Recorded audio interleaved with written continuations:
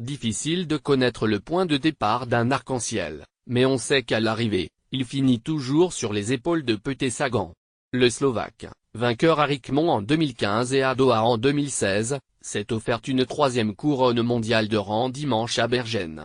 Discret tout le long des 267 km de course, il a dompté au sprint le local Alexander Kristoff et l'Australien Michael Matej.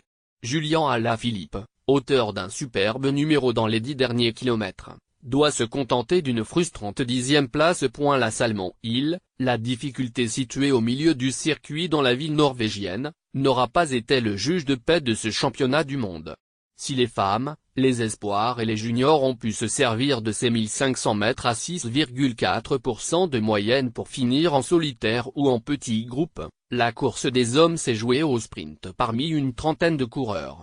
Le Slovaque, privé comme souvent d'équipier dans le final, a parfaitement suivi le sillage Kristoff pour le devancer sur la ligne. Michael Matej, dauphin de Sagan il y a 2 ans, a complété le podium.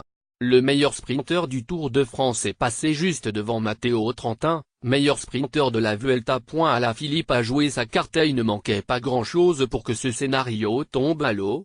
Dans la deuxième moitié de l'ultime passage sur la colline du Saumon, Julian Alaphilippe a profité des attaques de Michael Valgren et Niki Terpstra pour lancer un contre.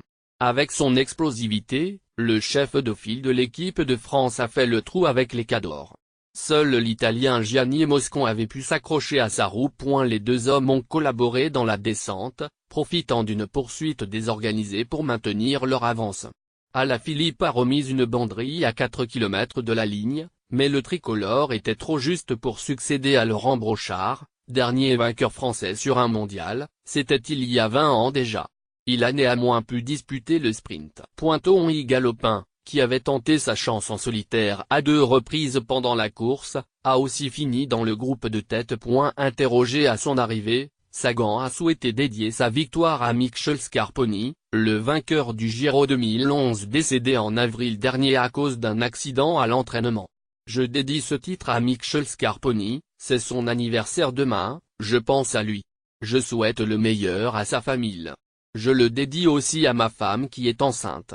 Un triplé, mais pas de quadruplé à prévoir. Petr Sagan, malgré sa pancarte et une fin de course nerveuse, s'est donc offert ce que personne n'avait réalisé jusqu'à présent, 3 années de suite avec le maillot arc-en-ciel, chose qu'il considère presque comme accessoire à l'arrivée. Bien sûr que c'est spécial, mais bon, ça ne change rien pour moi.